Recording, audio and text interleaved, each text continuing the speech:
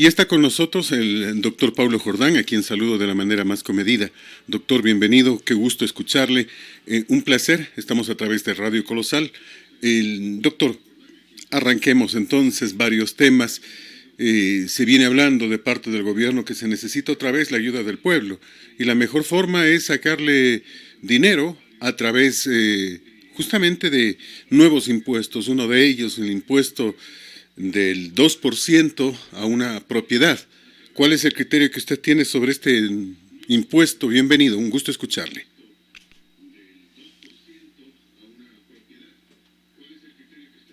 En Colosal. Bueno, como ciudadano puedo indicar que no pues estamos de acuerdo nunca con los impuestos, ¿no? Porque los impuestos golpean al pueblo, ¿no? Golpean a los más pobres, golpean a los ciudadanos que no nos tienen. Sin embargo, ahora debemos de tener, la situación es grave, pero considero que las autoridades, los ministros del gobierno, en este caso, están justamente para buscar soluciones, pero no soluciones que aplasten al pueblo, no soluciones que saquen de los sectores más pobres, ¿no? Hay tantas medidas creativas que podría hacerlo. Acuérdate, Portugal en el año 2010, 2011 tuvo una grave crisis económica producto de la crisis inmobiliaria, malos manejos económicos, con otro tipo de medidas que de pronto se podrían analizar y podrían ser mejores alternativas para que el país pueda salir, ¿no? El país lo que necesita es más trabajo, necesita más inversión, necesita más producción. Necesitamos indudablemente mejorar los costos de producción, necesitamos cambiar la famosa matriz productiva que tanto nos han hablado, necesitamos liberar el tema facilitar el tema de impuestos, ahora que en estos momentos hablamos de nuevas plataformas para que todos los trámites sean digitales, nos están obligando a cambiar todo esto. Hay tantos temas que se podrían trabajar, tantas cosas que podrían hacer, encontrar recursos de afuera mismo. Hay tantas instituciones como el Banco Mundial, el Fondo Monetario, la CAF, que están dando préstamos a intereses del 2%, 3%, con 3, 4 años de gracia, que permitirían de alguna manera que el país pueda avanzar y pueda diferir sus pagos, ¿no? Hasta poder reactivar la economía, reactivar el aparato productivo. Creemos que estamos en buenas manos, pero a veces vemos que no es así, Fernando. Y eso es lo que nos preocupa, mi querido doctor Paulo. Nos preocupa nos preocupa que esté pasando este tema, no tiene retorno, si me ayuda.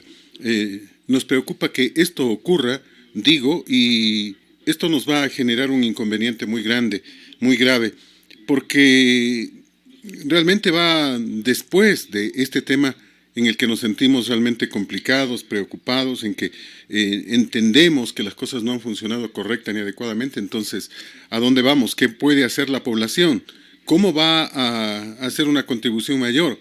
Hemos dicho que es necesario, que es urgente desde nuestro criterio que las cosas cambien, pero inclusive que se disminuya el aparato burocrático, pero la intención es de que salga tanto asesor, la intención es de que salga tanta gente que está extra, que está de más, que no cumple ninguna función, pero ayer empezaron despidiendo maestros o profesores.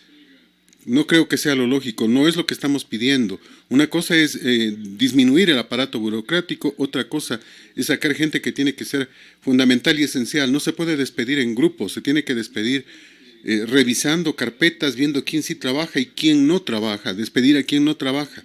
Pero despedir por despedir no creo que sea lo correcto ni lo correspondiente, mi querido doctor. Bueno, tú has visto en redes sociales, por diferentes medios, hay un montón de instituciones que el gobierno tiene posibilidades de ir eliminando, ¿no? Instituciones que no tienen mayor razón de ser o están duplicando ciertas funciones. De lo que se trata es de optimizar los ingresos y que la calidad del gasto sea cada vez mejor.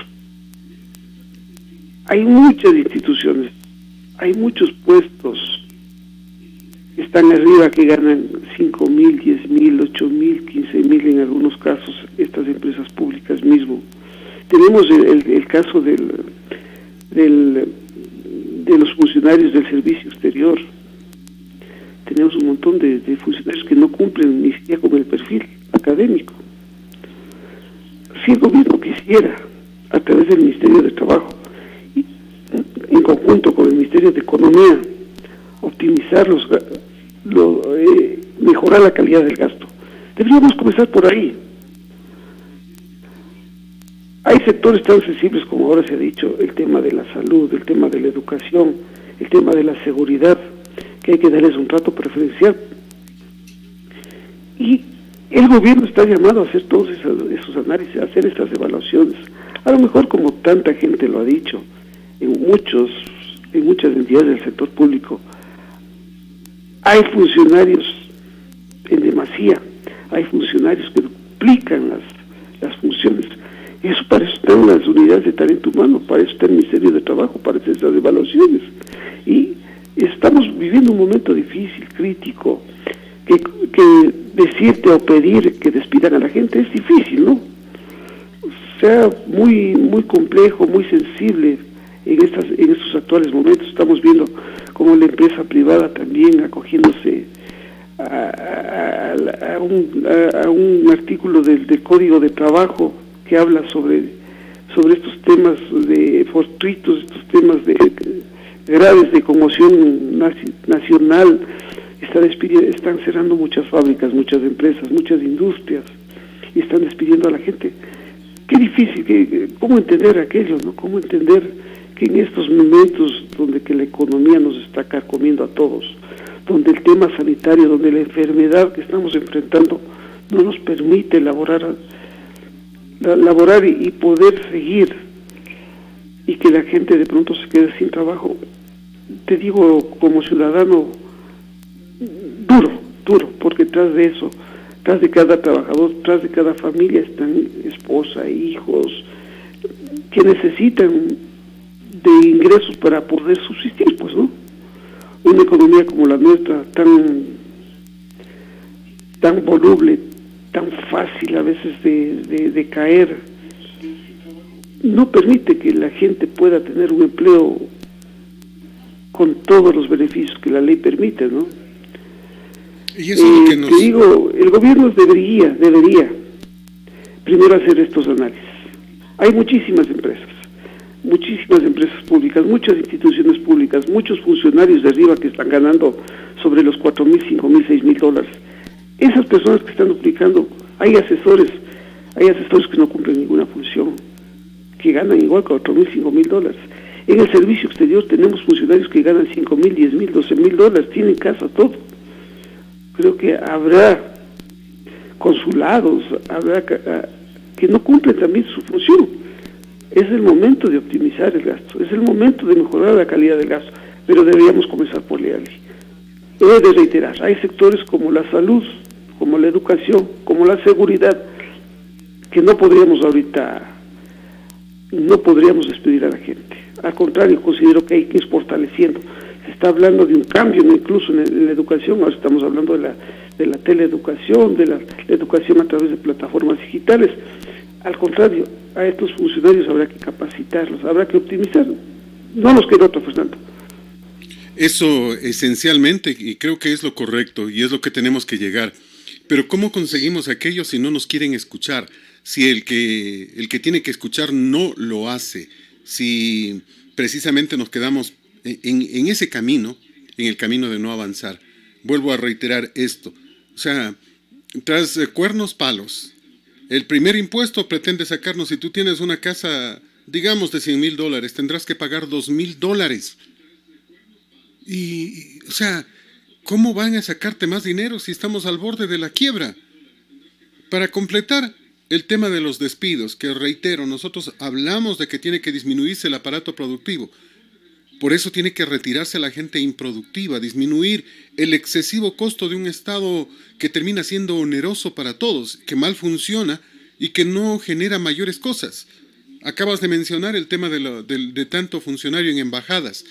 Funcionarios que en embajadas son parientes cercanos, familia directa de las principales autoridades de gobierno. No puede ser. Estos son temas que, insisto, no le hacen bien al gobierno, sino que los errores lo complican aún más.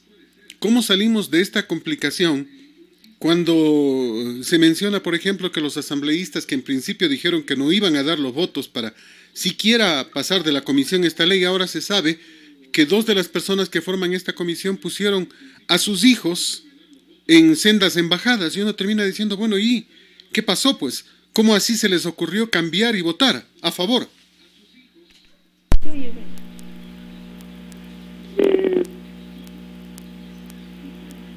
Me parece que no me puedo escuchar. Decía Pablo que nos quedamos preocupados porque descubrimos que la corrupción carcome todo, que ahora se menciona, se dice, precisamente que inclusive los hijos de 2 de los asambleístas acaban de ser nombrados para asistir a embajadas, 2 de los asambleístas que en principio dijeron que no iban a votar y que terminaron votando a favor de esta ley. Nos quedamos sin comunicación, me parece, se nos cortó la comunicación. Vamos a volver a restablecerla, ¿sí? Vamos a volver a restablecerla enseguida desde la señal de Colosal Sur Radio. Ya estamos listos para volver a contactarnos con el doctor Paulo Jordán para mantener esta comunicación de todos los días sábados. Insisto, nos quedamos sorprendidos de las cosas. Este tema de la corrupción que no cambia y que nos preocupa y nos preocupará siempre. A ver si me facilita. Ya estamos buscando restablecer la comunicación para poder mantener el contacto con el doctor Paulo Jordán en este día sábado, en que compartimos precisamente con todos y cada uno de los amigos oyentes a través de la señal de Radio Colosal. Hay varios temas para analizarlos. El otro tema es la llegada del semáforo, si es lo correcto este semáforo al que pretenden que ya empecemos a trabajar. La ministra de Gobierno, inclusive en estos días, la semana anterior dijo que vamos a un semáforo y que vamos a ponernos a trabajar. Después dijeron que deciden los alcaldes. Pero en medio de todo, decía la ministra otra vez, hace lo que quiere. Estábamos hablando sobre el tema de los semáforos. La ministra dijo que deciden los alcaldes, pero ella ya está dando orden de que empiecen a trabajar algunos sectores, sector de la construcción, el sector del transporte. Y uno termina diciendo, bueno, a ver, ella va a dar la disposición, que se haga cargo de lo que pase, pues. Pero no puede decir que decidan los alcaldes, pero yo mando. ¿Qué opinas, mi querido doctor Paulo? Bueno, ese tema también, Fernando y amigos, se relaciona con la situación económica que vive el país, ¿no? Realmente habíamos dicho que el gobierno, como estaban dando las políticas anteriormente, el gobierno central era el que acaparaba todo, el que manejaba todo. Pero ante esta pandemia y ante este problema sanitario que tenemos, el gobierno se dio cuenta que es imposible manejarlo solo. Pese a que constitucionalmente el tema de salud es una función privativa del gobierno central. Sí, ha habido municipios que han estado manejando el tema de salud también, pero muy esporádicamente, ¿no?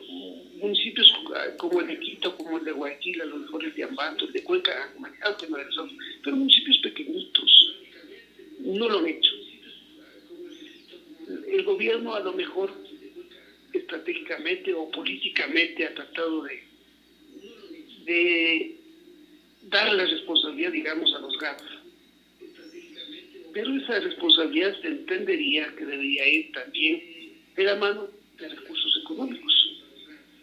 Ahora mismo sabemos que los GAP no han recibido las transferencias de 2 o 3 meses atrás, que la devolución del IVA lo hace un año atrás. Entonces, ¿cómo van los GAP a atender adecuadamente, oportunamente el tema sanitario? A raíz de eso, lo que tú acabas de decir, si la ministra va a manejar el tema, las decisiones de muchos temas, y solo les va a dar responsabilidades a los GAP, no está muy de acuerdo, ¿no es cierto? Sí, estamos conscientes que la situación económica, la situación fiscal del gobierno central es complicado y necesitamos reactivar la economía, pero considero también que se deberían coordinar con los municipios. No puede ser posible que en una provincia ciertos municipios cambian el color o vuelven a cierta normalidad y otro cantón desde la misma provincia diga que no. Entonces, como que no va a haber una adecuada coordinación. Creo que nos falta diálogo. Creo que el gobierno, uno de los mayores problemas es las vocerías del gobierno. Dialogar con los municipios. Estamos viviendo, como hemos dicho, momentos complejos, difíciles para la patria, para la nación. Y no solo la patria, sino el mundo entero, ¿no? Donde hemos visto graves problemas en todos los países. Imagínate países desarrollados, países grandes como Estados Unidos, como Inglaterra, como Francia, como Italia, como España. La misma China ha tenido problemas. Todos nuestros países que tienen recursos limitados, que no hemos podido avanzar, que no tenemos una infraestructura adecuada, que no tenemos una economía sólida, que no tenemos instituciones sólidas, también están acarreando sus problemas, ¿no? Pero creo que el gobierno está fallando en muchos campos. Debería conversar, coordinar mejor el trabajo, planificar mejor este trabajo, a fin de que todos vayamos dando los mismos pasos y ojalá todos tengamos la misma posibilidad de ir al semáforo amarillo, después al verde, obviamente con las limitaciones que nos está dando esta realidad, ¿no? Todos tenemos que trabajar con el tema preventivo, tenemos que trabajar con la mascarilla, incluso el gobierno, los gobiernos autónomos descentralizados estarían en la obligación de repartir mascarillas, de hacer un mejor y un mayor control sobre estos temas. El problema, sin embargo, sigue siendo de que no existen estos controles, de que estamos hablando de situaciones ideales que no se cumplen, de que estamos hablando de un gobierno que se desinteresó del pueblo. Lo digo con todas las letras, me parece que el gobierno se está poniendo zancadillas, quiere autodinamitarse. O sea, vieron que no pueden, que no saben, y que creo que quieren que el pueblo les vote. O sea, las medidas tomadas son inconsultas, son ilógicas, son irracionales, no se compadecen con la situación del pueblo. Y esto va a generar una protesta que va a ser enorme. O sea, no puede ser posible que el gobierno actúe contra ellos mismos. Durante mucho rato hemos pretendido defender no a Lenin, sí la democracia, defender no al presidente, sí al Ecuador, pero él mismo parece que ya ve que no puede y que quiere irse. O sea, todas estas medidas son pero medidas para autodestruirse. No entiendo un gobierno tan débil, ¿cómo puede tomar medidas tan ridículas y tan absurdas? Un gobierno débil, un gobierno con graves problemas económicos, un gobierno que no ha tenido la creatividad a través de sus funcionarios, a través de sus ministros, para solucionar el problema económico. Nunca hemos sembrado los recursos, nunca hemos sembrado las épocas de bonanza, porque hay que estar conscientes también que después de una época de bonanza, viene una época de vacas flacas. Nunca hemos invertido esos recursos. Acuérdate que antes se hablaba de los fondos, ¿no? De estabilización petrolera, los fondos para la Amazonía, y todos esos fondos se comieron, ¿no?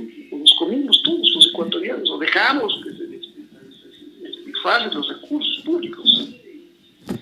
No tenemos funcionarios creativos. Ya te digo, por ejemplo, ahí tenemos el mismo caso de Portugal, que después de varios años ha permitido que su economía esté mucho mejor. Graves problemas tenemos, el tema de la corrupción, cada rato son las denuncias, ¿no? En el anterior gobierno y este gobierno. Como ciudadanos, te digo, es complejo, no sé si la solución es que este gobierno se vaya cuando le falta prácticamente un año y un poco más. No sé si alguien llegará con la varita mágica a solucionar los grandes problemas que tenemos. Cuando nosotros veíamos en el gobierno anterior que tenía muchos recursos y manejaba las cosas, pero aparentemente muy bien, todos creíamos que ya estábamos a buen puesto, ¿no? llegó el tema, llegaron los tiempos, cambiaron los tiempos, bajó el precio de las materias primas, en este caso nuestro, el petróleo, del cual seguimos siendo dependientes, nos dejaron endeudados.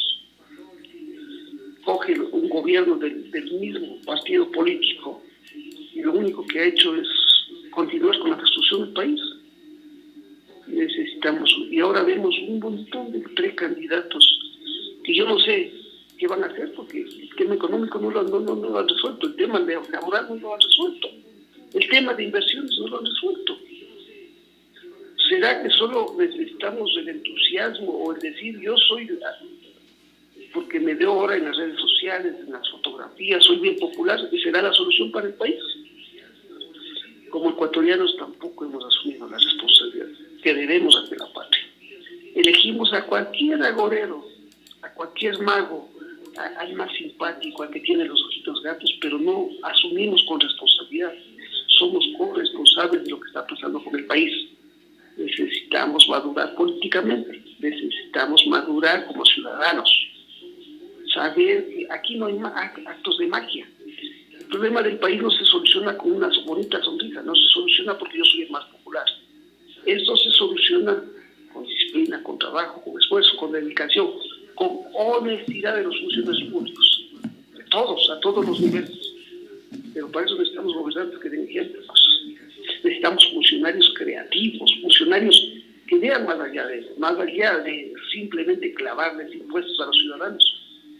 Fácil, ¿no? Les pongo un impuesto patrimonial del 2% a una propiedad que tú, con tu esfuerzo, lo has dedicado toda tu vida. Y que además ya ha pagado impuestos. Y que además ya ha pagado impuestos, todos los impuestos. ¿Y cómo lo vas a pagar? Pues no se habla del 2%. Ahora todas las propiedades están valoradas sobre los $50,000, $100,000. ¿De dónde vas a pagar? Hablando de una propiedad de $50,000. ¿El 2% cuánto representa? $1,000. $1,000 que no te las vayas de ningún lado. $1,000 que son difíciles de reunirse. ¿Pero qué dice el gobierno? No se preocupen. Hagan en 3 pagos, dicen. Son tan gentiles que nos dan plazos. O sea, ¿qué les pasa? La situación es complicada. No se puede seguirle metiendo las manos en el bolsillo del pueblo y de esta manera, de esta forma. Es ridícula, pues. O sea, es absurdo. Está comprobado, Fernando. Si el gobierno tendría la capacidad para conseguir recursos de afuera, con años de gracia, hubiera realmente un deseo de institucionalizar el país con instituciones fuertes, si bajaríamos impuestos, si atraeríamos inversión extranjera, podría cambiar el país. Ahí tenemos el caso mismo, como te decía, de Portugal, la misma China, pues. Pero es obvio, eso no se lo va a hacer de la noche a la mañana. Esos son procesos, ¿no? Procesos fuertes, procesos con líderes fuertes, con líderes patriotas, con líderes que quieran cambiar el país. La China, date cuenta cuántos años ha llevado este cambio. Hablamos siquiera de 40 años. Pero aquí se cree que porque viene un fascineroso, un sinvergüenza, y en 2, 3, 5, 4 años ya cambió el país completamente. Somos países de primer punto. No es así. Necesitamos de líderes patriotas. Necesitamos de nuevos líderes. Yo no creo que los líderes que están promocionando ahora, sean del mismo gobierno o del anterior gobierno, puedan sacarnos de la situación actual. Necesitamos nuevos líderes con nuevas filosofías, con nuevas maneras de pensar. Creer que no el imponerle al pueblo más impuestos es la solución para sacarnos del problema actual. Ese es uno de los temas que son básicos. No se puede ponerle más impuestos al pueblo y pretender que las cosas van a funcionar simplemente bien porque le pongo más impuestos al pueblo. Lo uno. Lo otro, lo que decía hace un instante, pueden tomarnos el pelo, puede la ministra decir los municipios deciden, pero ella manda a trabajar ya a la gente.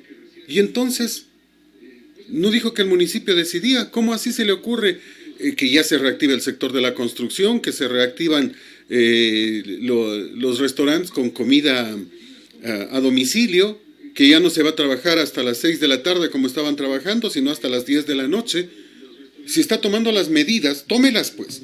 pero asuma las responsabilidades, pero pretende decir que los municipios son los que mandan, cuando ella es la que está tomando ya medidas. Bueno, hay estas medidas, tú sabes que son, no es que hay una apertura total. Yo miro.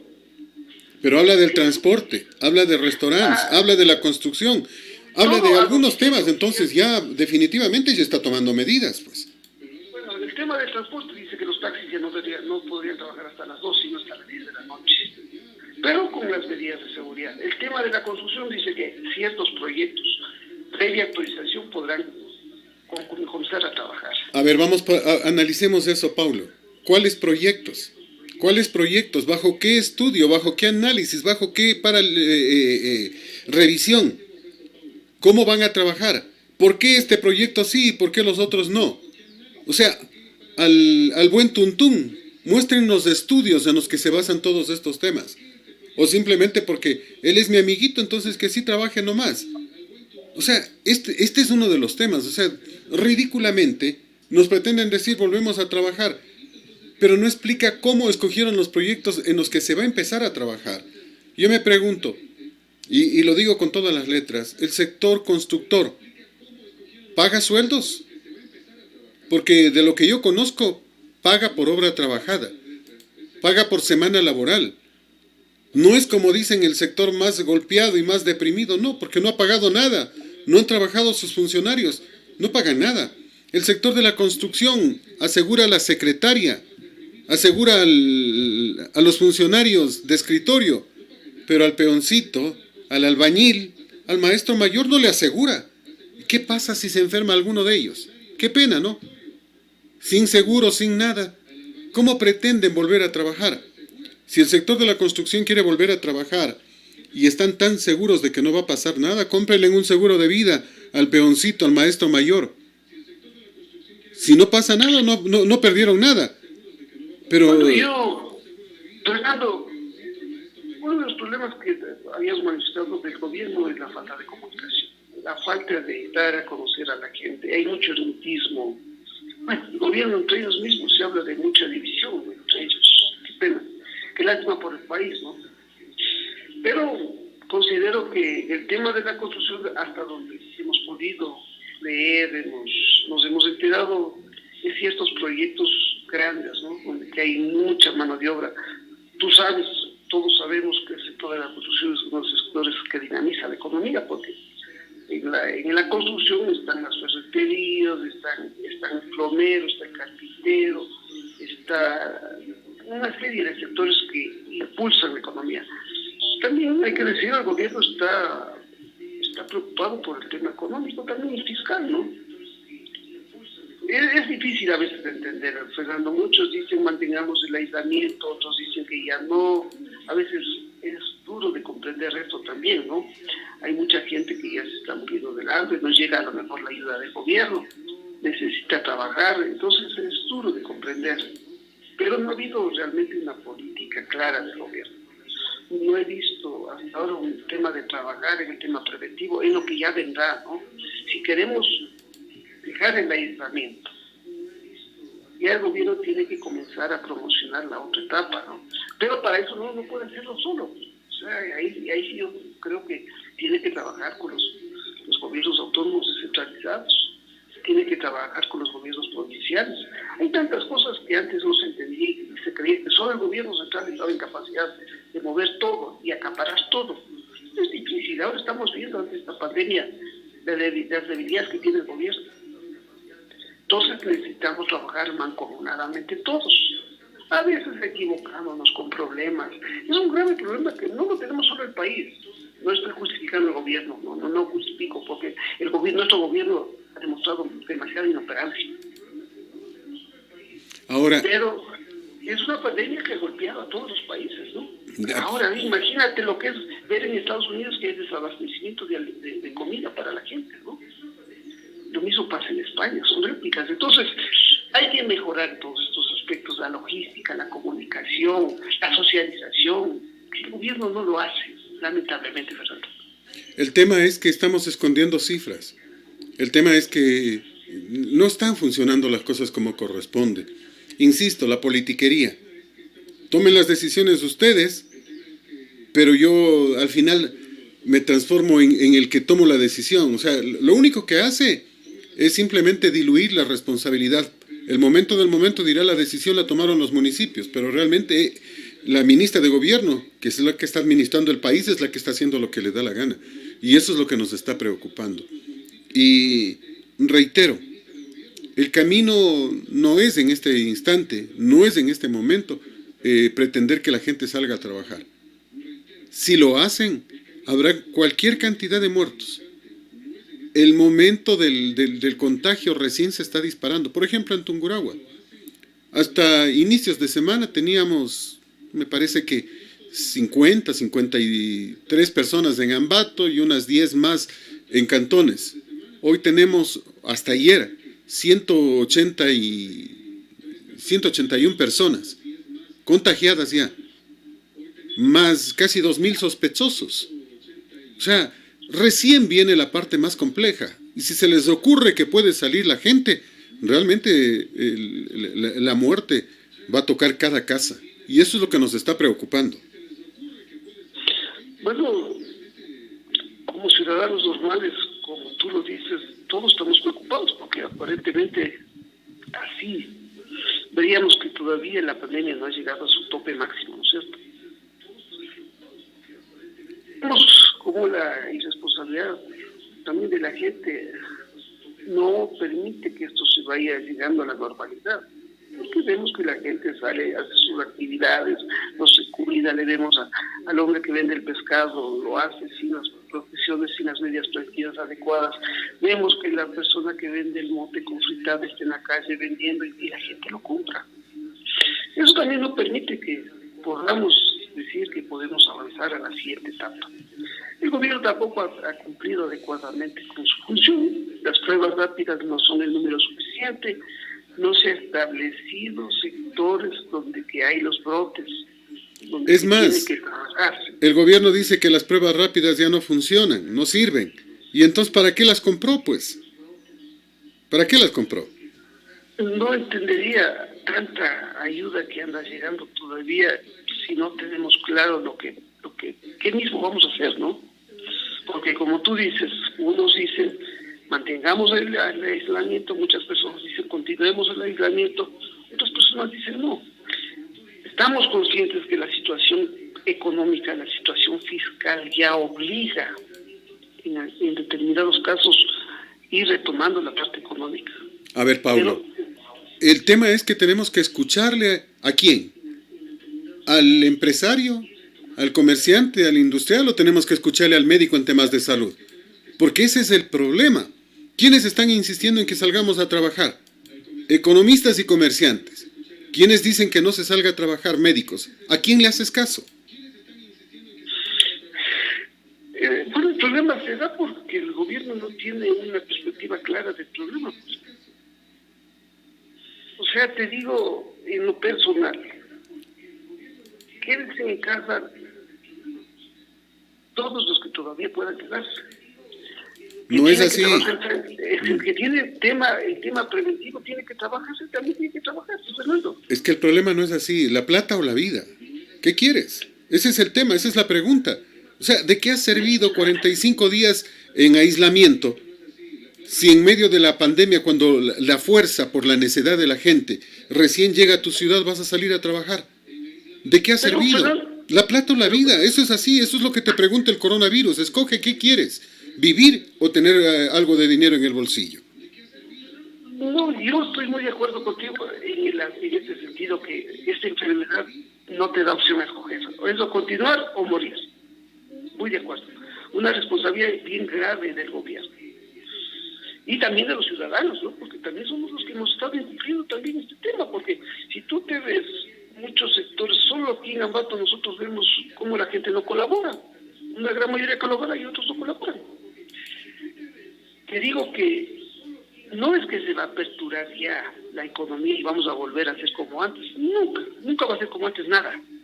Se está intentando que la economía no se paralice en su totalidad, pues no. Tienen que trabajar, no puede haber desabastecimiento de productos de consumo básico, no debe haber. Eso debe haber, o sea, debe trabajar ese sistema. El tema de la construcción que dice la ministra que va a comenzar posiblemente desde el lunes a ciertos proyectos, debería indicar qué proyectos son, pues, ¿no? Qué sectores son los que van a ser beneficiados. Se habla del tema de las encomiendas también para darle movilidad un poco a la ciudad. De los taxis se habla de los turnos hasta las 10 de la noche. La comida va a seguir entregándose a domicilio. O sea, hay muchas limitaciones. La empresa, los negocios tendrán que también implementar ciertas políticas para ir preveyendo el control de las empresas. O sea, no es que se va a aperturar ya todo completamente, los controles van a seguir. Es más, tú has visto que los gobiernos autónomos descentralizados, los GAS, ya en su gran mayoría van a mantener el semáforo rojo. Entonces no es que se va a aperturar la economía, Fernando. ¿Por qué se nos hace tan largo este confinamiento, Paulo? La respuesta es simple, porque alguna gente no quiso hacer caso. Ahora, basados en ley, con autorización, otros no van a hacer caso, porque les dicen, empecemos nomás ya a trabajar. Es lo mismo que decir, empiece nomás a salir un poco de gente. Pues, o sea, no tiene sentido ni tiene lógica.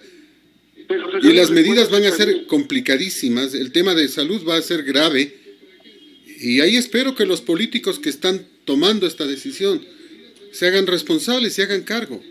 ¿Cuántos respiradores tienen? ¿Cuántas camas libres hay en los hospitales en este instante? Antes de cometer semejante atentado a la salud del pueblo. Esto va a ser un genocidio.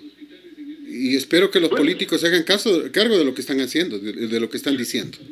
Bueno, en parte de la responsabilidad lo van a tener los gobiernos autónomos, porque se entiende que el gobierno ya les entregó la información el día jueves o el día miércoles, información sobre cómo están las estadísticas de las enfermedades. Entonces háganle caso a los alcaldes, háganle caso a los alcaldes, porque dicen que los alcaldes son los que van a decidir, pero ya la ministra está mandando a trabajar. Entonces, ¿de qué tomadura de pelo hablamos? Si todos los alcaldes han dicho que no, que el semáforo continúe en rojo, ¿cómo ella saca a trabajar a la gente ya desde el día lunes?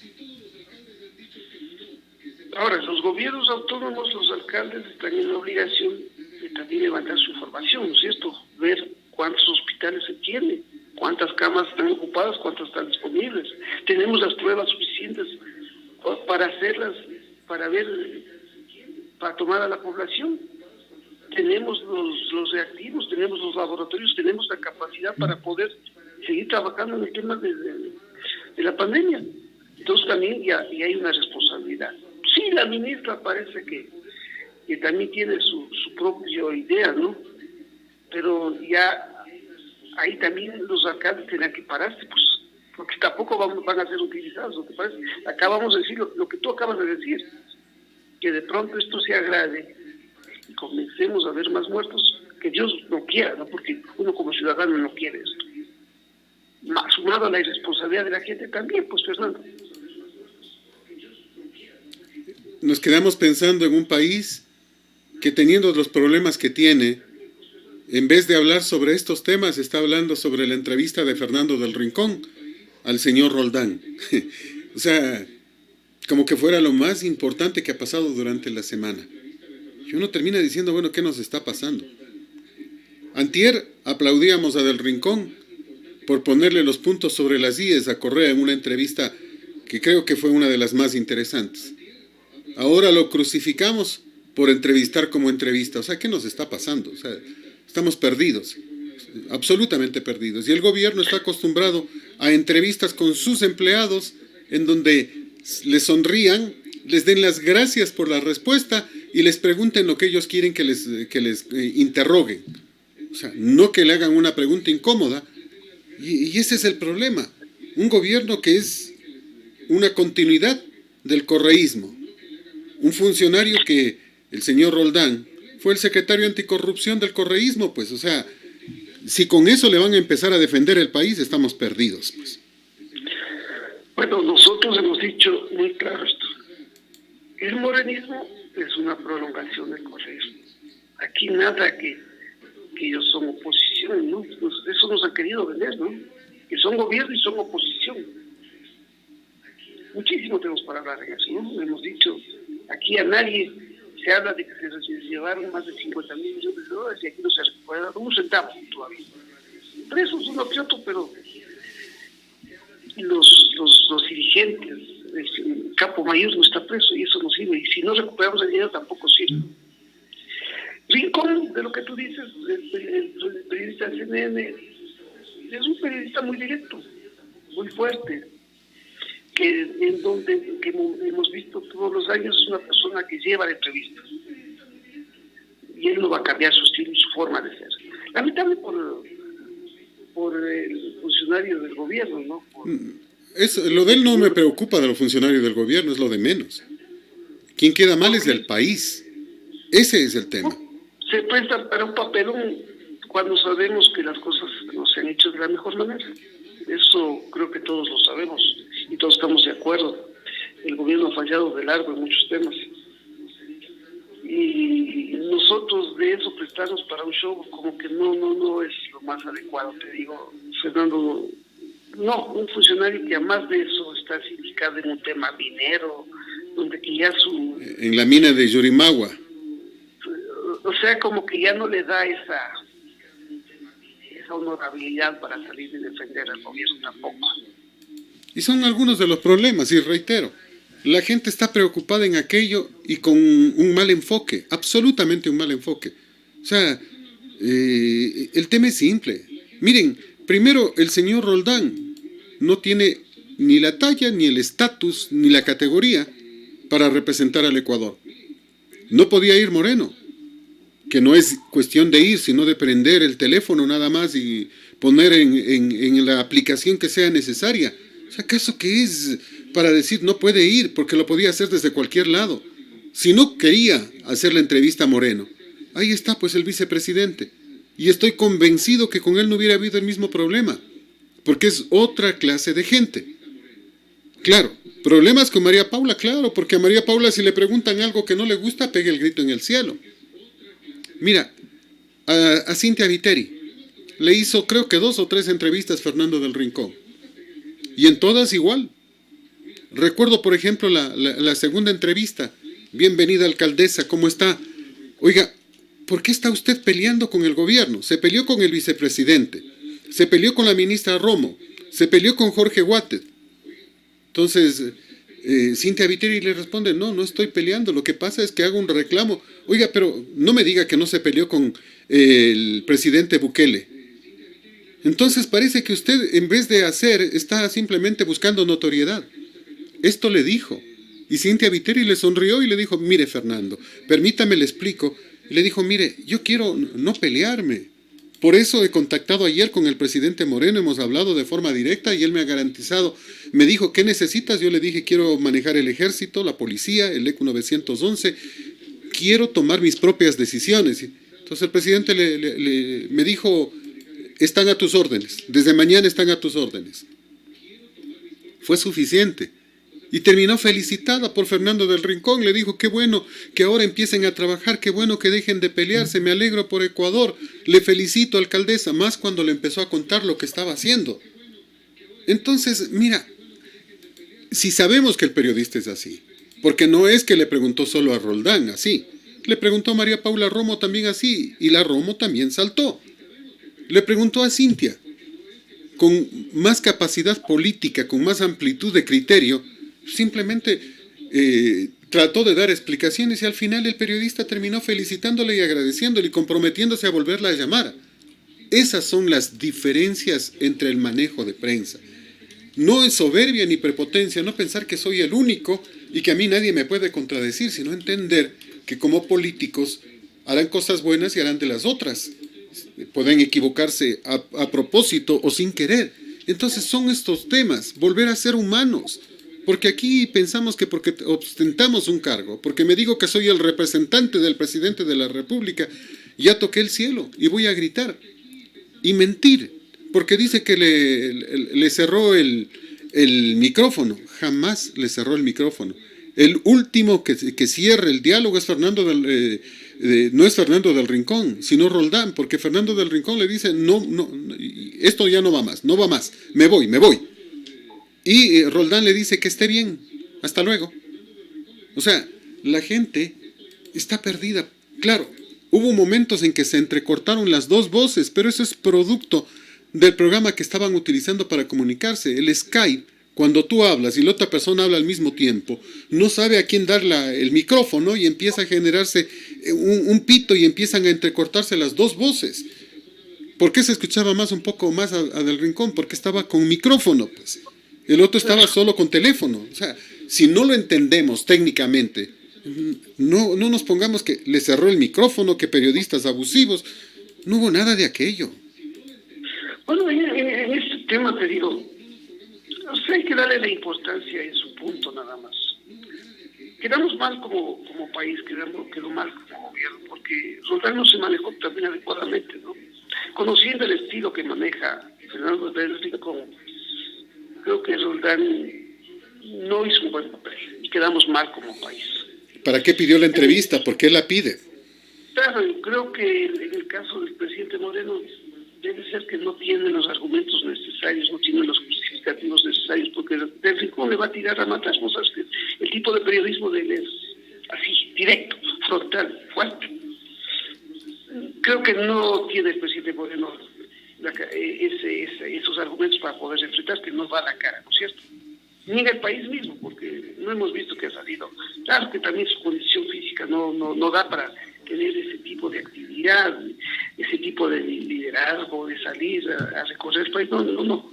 Él mismo lo ha dicho, ¿no? Él lo ha reconocido, ha dicho que es ya una persona de la tercera edad. Bueno, eso nos lleva también a analizar muchas cosas. Debemos insistir. Fernando, yo creo que el país necesita trabajar conjuntamente. Ahorita la política y la politiquería deberíamos dejar de un lado. El país requiere de trabajo, de esfuerzo, mancomunado, coordinado, mejor planificado. Necesitamos sacarle al país de la situación en que está. Un problema sanitario tan delicado, con una infraestructura no tan eficiente, tan adecuada, con una escasez de recursos económicos, con un problema económico tan grave, Fernando. Necesitamos trabajar conjuntamente. Ese es otro de los problemas. Necesitamos que el gobierno asuma su rol, pues. El gobierno es el líder, es el que establece las políticas, las estrategias, el camino que vamos a seguir. Pero no tenemos eso en el gobierno, lamentablemente. Como tú dices, tenemos una ministra de gobierno que también a veces quiere hacer a su estilo todo, ¿no? Que lo hace todo, sin dejar de reconocer su liderazgo, sin dejar de reconocer que ella es la que se ha puesto, obviamente, que ella se ha puesto el país al hombro, porque realmente el presidente hizo mutis por el foro, desapareció. El vicepresidente ha estado en territorio, pero tampoco ha hecho mayor cosa, y la que ha manejado todo el andamiaje es María Paula Romo. Y me vuelvo a preguntar en este ámbito, mira, en vez de unirse, empiezan a pelearse entre ellos. Empiezan a picarle el interés personalísimo y empiezan a pensar en las próximas elecciones. Y un grupúsculo, porque no pasan de aquello, de ruptura de los 25 es el dueño del país en este instante. María Paula Romo, ruptura de los 25. El señor Juan Sebastián Roldán, ruptura de los 25. Iván Granda, ruptura de los 25. El otro Granda, el compañero sentimental de María Paula Romo, ruptura de los 25. Norman Ray, ruptura de los 25. El señor Michelena, ruptura de los 25. Es decir, toda ruptura de los 25 ubicada en los puestos más altos de control del país. Ellos, que si los pones a competir en una elección no ganarían ni siquiera una presidencia de un GAD parroquial, se tomaron el poder. Me pregunto, ¿con qué base política? Si no son nada, excepto María Paula, que podría ganar alguna elección. El resto no ganaría absolutamente nada, ni la elección de padres de familia de su escuela. Entonces... Bueno, tú sabes que todos han venido del correísmo. Todos fueron parte del gobierno del correísmo. Todos los nombres que tú has dado han sido parte del correísmo. No hay uno que sería conocido. La politiquería en nuestro medio es tan grave, ¿no? Y los ciudadanos, la falta de cultura política, falta de cultura cívica, en los ciudadanos es tremenda también. A eso voy con el tema que planteaba. Mira, se pelean entre ellos y como corren con los chismes ante Moreno. Le dicen, ¿sabe qué? El vicepresidente le está boicoteando, él va a ser el próximo candidato. Aquí están los resultados de Sedatos. El vicepresidente, aceptación 50%. El presidente de la República, aceptación 25%. Y María Paula ni siquiera aparece en la encuesta. Entonces, ¿cómo puede ser? ¿Qué dice el presidente Moreno? No, dice, yo conozco a Otto, no hay problema. No, señor, aquí está, mire, viene trayendo al asesor político de Bukele. Y como eso sí fue verdad, rompieron la amistad. Tengo entendido que hay intereses protervos, unos que hacen referencia a la propia ministra que quiere ser candidata a la vicepresidencia con un banquero. O a la presidencia, dicen. Otros dicen que quiere ir a la presidencia de la República. O sea, no va a ganar ni de milagro. No va a ganar ni de milagro. Ni el propio Otto va a ganar, porque no lo merece. No lo merece. Ahora Fernando, yo te devuelvo la pregunta. Nosotros como pueblo, como parte de la sociedad, ¿votaríamos por los mismos? Ese es el problema. Tú decías hace un momento que este es un pueblo que no tiene conciencia cívica ni tiene memoria histórica, que vota por los mismos y que quiere cambios. Un análisis rápido. ¿Qué ha hecho el gobierno en el tema de la crisis? Ha comprado mascarillas, muy pocas. Ha comprado pruebas, compró las pruebas rápidas y las PCR, en pequeña cantidad. Las pruebas rápidas, después de que las compra, dice que no valen. Hacen los túneles de desinfección. Después de que los ponen y gastan cualquier cantidad de dinero, ahora dicen que no valen. Pagaron por los túneles de desinfección entre $2,000 y $3,000. Ahora se venden en $300, $400. ¿Y pero para qué si dice el COE que no vale? O sea, ¿qué ha hecho el gobierno en el tema sanitario? Nada o casi nada. El tema no se soluciona visitando los hospitales, que eso sí han hecho. Eso no se soluciona visitando los hospitales. Fernando, yo me voy más atrás. 14 años que va a estar el mismo partido político. Llámese correísmo, llámese morenismo. En 14 años han llevado a la debacle del país. Una deuda externa que no pasaba de los 13,000 millones de dólares. Un Producto Interno Bruto que no pasaba de los 50,000 millones de dólares. Un presupuesto que no pasaba de los 12,000 millones de dólares. Una deuda que ha crecido tan galopantemente. Una infraestructura que se creó, pero con muchas fallas técnicas. Un país completamente endeudado. ¿Tú crees que la gente debería votar por los mismos? Yo no sé qué cara tienen esta clase política para mostrar su rostro después, ¿no?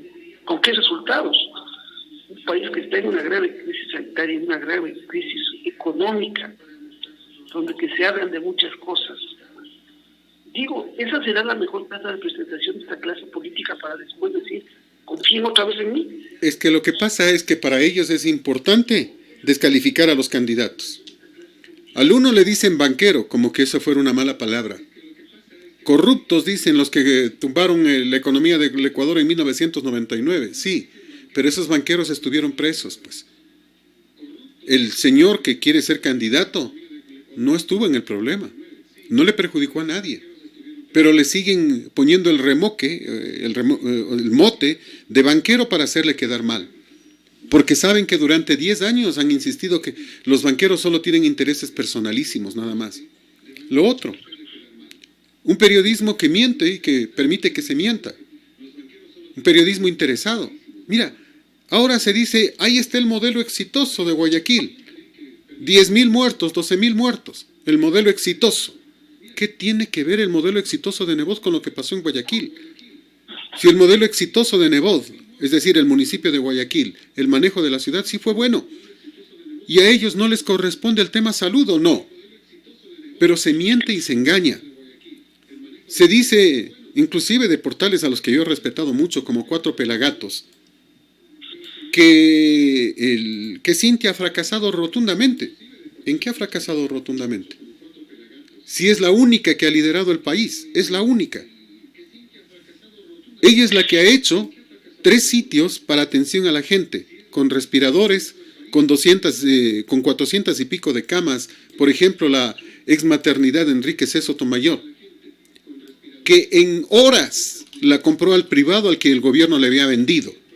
La compró al privado, la volvió a reabrir, en 8 días le hizo las adecuaciones correspondientes y lo entregó al gobierno, que no lo ha querido utilizar y no lo ha usado, que pretendía utilizarla como albergues, cuando ya ella tiene construidos 2 albergues para alrededor de 500 personas, el uno para 220 y el otro casi para 300 personas. El centro Pérez Perazo, el centro de alto rendimiento, que le cedió el universo a ella para que lo maneje durante la crisis, lo ofreció como sitio de albergue para médicos. El Ministerio de Salud no le hizo caso, no ocupó un solo médico. Al final lo volvió también un sitio para ubicar camas para atención a la gente que no esté contaminada por COVID, que tengan problemas de una luxación, de una fractura, problemas hepáticos, problemas renales, etc. Y lo está haciendo funcionar de esa forma. Y construyó otro que está denominándole Clínica Guayaquil o Centro de Especialidades Médicas Guayaquil. Ha puesto dinero para atender a la gente con problemas de diálisis.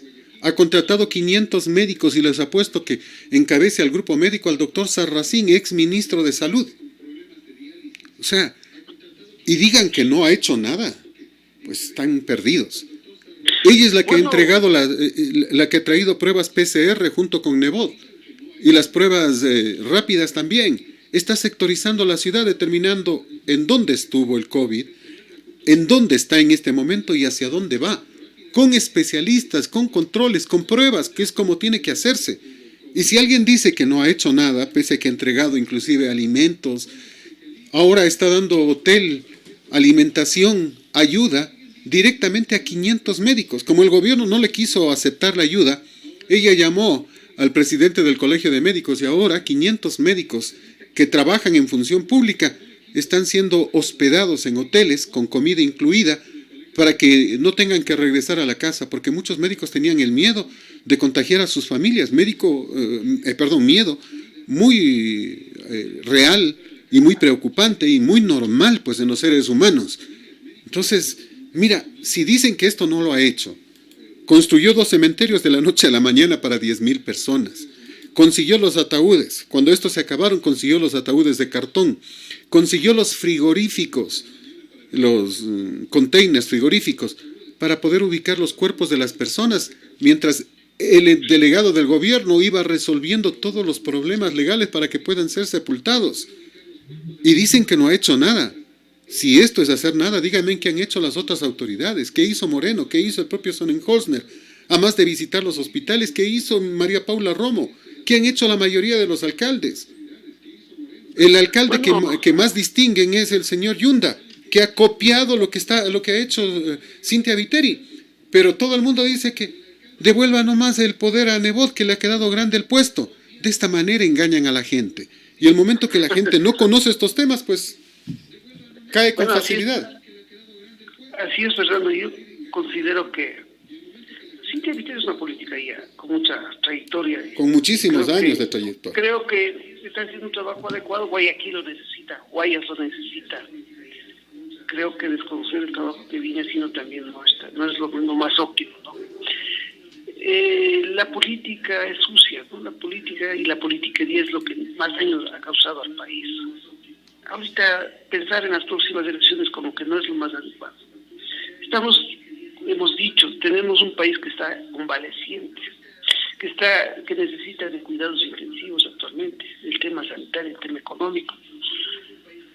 Necesitamos sumar, Fernando. Yo insisto en esos temas, necesitamos sumar. Creo que el partido político que ha gobernado durante estos últimos 13, 14 años no ha dado los resultados adecuados. Necesitamos cambiar, dar un giro. Ojalá podamos tener un buen candidato a la presidencia de la República. Ojalá venga a hacer cosas diferentes a lo que se ha hecho hasta ahora. Ojalá venga a optimizar los recursos públicos. Ojalá venga a mejorar la calidad del gasto. Ojalá se venga a disminuir un poco el aparato productivo, porque eso lo requiere el país. Ojalá entienda que mientras se crean más impuestos, mientras se ponen más impuestos a los sectores productivos, al sector del emprendimiento, eso no atrae la inversión. Aumentar los impuestos no sirve, eso no ayuda. Si no brindamos confianza a la inversión extranjera, esa inversión extranjera tampoco va a venir. Si no brindamos confianza a los sectores productivos del país, si no damos facilidades, exoneramos por un determinado tiempo a los nuevos negocios, a los nuevos emprendimientos, nadie va a poder seguir adelante. El país requiere un trabajo mancomunado de todos. Debemos olvidar a veces el interés personal que siempre hemos tenido en el país. Debemos entender que hay que trabajar, que el país requiere de todos y requiere de las mejores cabezas, de los que tienen más experiencia, más conocimiento. Un gobierno que vive en solitario, que vive encerrado en carretera, que no puede salir, no permite esos diálogos tan amplios con diferentes sectores. ¿Por qué no a lo mejor haber llamado a los expresidentes, ¿no? A los exministros de Economía para ver... A los exministros de Salud. Seguir a los exministros de Salud para poder enfrentar esta pandemia. Hay un grupo de economistas que está dando una serie de ideas. Convóquelos, pues. Convóquelos. Porque esto de impuestos y más impuestos, no sirve. Eso está matando al enfermo. Necesitamos gobernantes que aprendan a escuchar, que no vivan esa soledad que está viviendo ahorita el presidente Moreno, ¿no? La soledad del poder. Que le ha obligado a delegar a María Paula Romo, que es la que maneja todo el gobierno, como tú lo has dicho, ¿no? Ese interés enfermizo del poder. Y ya estás pensando en las próximas elecciones, en que yo tengo que seguir en el poder. Ya han estado 14 años, pues. Necesitamos nuevos rostros frescos, gente que venga con mejores ideas, con mejores propuestas, de un mejor país. El país necesita empleo, necesita trabajo, necesita producir. Necesitamos salir de este problema sanitario que llevará este año, el próximo año y a lo mejor un año más. Y si en vez de preocuparnos de hacer lo que debemos hacer, enfrentar los problemas como debemos hacerlo, ya estamos pensando en las próximas elecciones, Fernando, ¿eso es algo para el país? No. ¿Eso es bueno para el país? Definitivamente no. Y te reitero algo, o sea, y aclaro algo. Yo cuando he hablado de Viterio, Nebot, creo que han sido muy buenos. Cuando hablo de Febres Cordero, creo que fue el mejor presidente que tuvimos. Pero de ninguna manera, aparte de ellos, yo votaría por alguien más de ese partido. Por si acaso. No pertenezco al Partido Social Cristiano, ni me interesa, y no votaría por la mayoría de ellos. No votaría por ellos. Excepto por Cintia o Nebot en determinada ocasión. En determinada ocasión ni siquiera estoy garantizando, ni siquiera estoy diciendo que voy a votar por ellos. Simplemente reviso y chequeo que son políticos diferentes. Pero mira, yo por ejemplo no votaría por el señor Lasso, pero no dejo de reconocer que es una gran opción para el país, más aún cuando lo he visto trabajar en estos tiempos. Mira, entre buenos políticos, aunque a ratos es demasiado politiquero, Andrés Páez. Por ejemplo, el propio Lucio Gutiérrez, que hemos conversado y empieza a dar o a tratar de dar soluciones. O sea, ¿por quién no votaría nunca? Fernando Balda votaría por él. Me parece una buena persona. Fernando Villavicencio, íntegro, ético. Mucha gente empieza a postular a la presidencia de la República a Diana Salazar. No votaría por ella. No, eso sí, no puedo menos que dejar de reconocer que creo que es una persona honesta, pero no votaría por ella porque creo que no está preparada.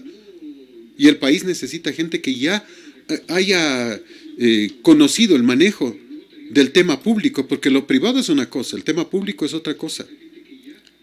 Mira, me podría ponerme a pensar en algunos candidatos. Hay mucha gente que es valiosa, pero que lamentablemente no está en política. Y la mayoría de los políticos que no son sino lastre. Yo por ellos no votaría, reitero. El tema, el pedido a la gente es analizar. Analizar, estamos a menos de un año. Ya se viene hablando de que se quiere hacer elecciones a distancia, una teleelección. O sea, sería gravísimo si ya nos robaron yendo a votar de frente. Imagínate con voto electrónico, mucho más fácil. Y no podemos confiar ni en la mayoría de este Consejo Nacional Electoral. Cabrera, Atamaín y Acero han sido lo peor para el Ecuador. Y este es uno de estos temas. Y esto es lo que nos preocupa, porque, reitero, aunque no queramos analizar el tema político, tenemos que empezar a verlo, porque si no van a volver a engañar al pueblo. Tenemos que despertarle a la gente y pedirle que revise, chequee y analice. No es cuestión de votar por el primer aparecido. Hay que ver qué hay detrás de él, si realmente conoce el camino al éxito, si sabe algo, porque si no vamos a volver a elegir Otto Correa, y eso sería gravísimo. Por favor, Fernando, estamos viviendo otros momentos.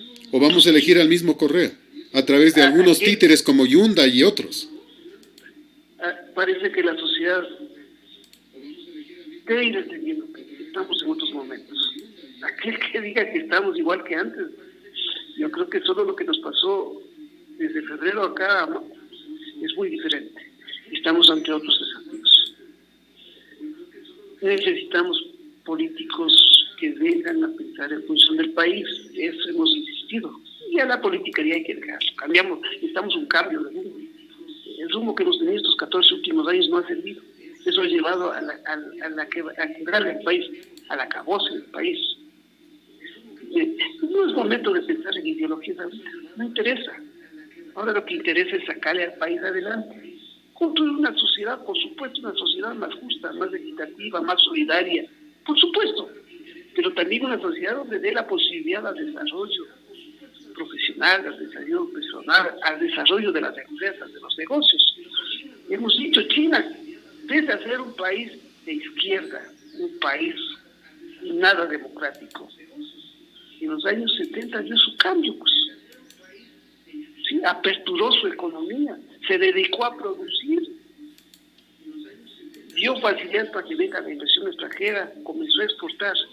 Eso es lo que necesitamos el país ahora, es lo que necesita el país, a crear estructuras fuertes, instituciones que den confianza, que den seguridad. Necesitamos cambiar la mentalidad, necesitamos tener más formación cívica, más formación política, más responsabilidad con el país. Ya no, pues, podemos decir y a defender las mismas banderas anteriores, ya no. En creer que el Estado es el que hace todo, en creer que los puestos son para toda la vida, en que unos políticos son para toda la vida. No, necesitamos, tú has dado ya varios nombres, de ahí pueden salir, yo creo, algunos buenos. Los radicalismos, los extremismos no nos llevan a ningún lado. Necesitamos gobiernos más flexibles, que vayan acorde a los tiempos actuales. Unos tiempos bien difíciles, bien complejos, pero creo que con un poco de creatividad, con un poco de imaginación, con responsabilidad, con honestidad, con responsabilidad para el país, podemos salir adelante. Que sea así. Que ojalá podamos salir adelante, mi querido Paulo. El tiempo es nuestro peor enemigo. Siempre un placer compartir contigo. Buen día. Fernando, gracias por la llamada, ¿no? Es un placer siempre. El doctor Paulo Jordán platicaba con nosotros. Les invitamos a continuar siempre con Colosal, la que sí le dice la verdad.